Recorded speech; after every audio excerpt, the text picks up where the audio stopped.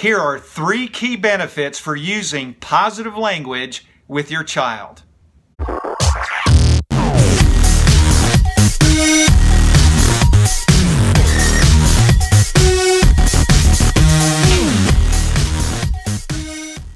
I have triplet boys who are almost 18 years old. 2 of them are on the severe end of the autism spectrum. And I remember that when they first got the diagnosis, it seemed like there were delays in every area of their life. Intellectually, they had delays.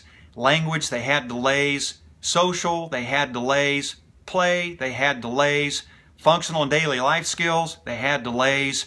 Every single area of their life. It was almost overwhelming, and as a parent I wanted to desperately try to fix all of that. And I realized that after a period of time that my language that I used with them really focused on the things that they weren't doing.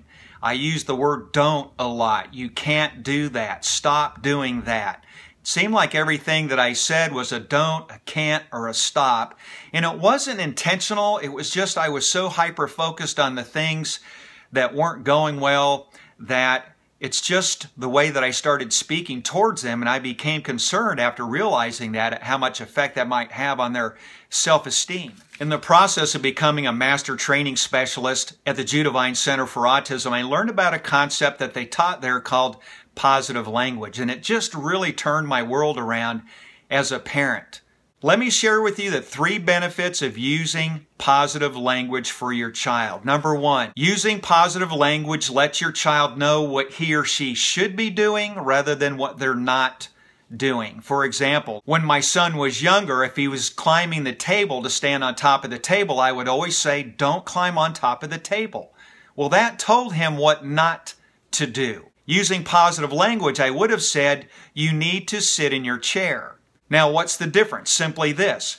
By stating it negatively, I'm just reminding my child of what he's not doing. By using positive language, I'm telling him what he should be doing, which helps to clue him in on what he needs to do. The second benefit of using positive language is that it gives you a lot of opportunities to praise your child for their positive behaviors. Again, if you're saying, don't do this, stop doing that, you can't do that, you don't have any opportunities to praise your child for what he or she is doing. By using positive language, you're telling him what he should be doing, and as he engages in that behavior, it gives you a lot of opportunity to provide a lot of praise. And number 3, the advantage of using positive language is that it keeps your child from focusing on negative behaviors. When I say, don't climb on top of that table, what are they hearing? Don't climb on top of the table. What if they didn't catch the first word? Climb on top of the table is what they're hearing. Plus, my language focuses on that exact behavior that I don't want him to focus on. And so by using positive language, by saying something like, you need to sit in your chair, it helps to direct the mind, which in turn helps to direct the behaviors to doing the positive thing. If you want to find out more about how to use positive language and to discover additional benefits for using positive language, click on the link above, which will take you to a training video to teach you more about using positive language and the benefits that you can receive and that your child receives when you use positive language. Hey, if you have any comments or questions, leave them in the section below, and while you're at it, subscribe to our YouTube channel.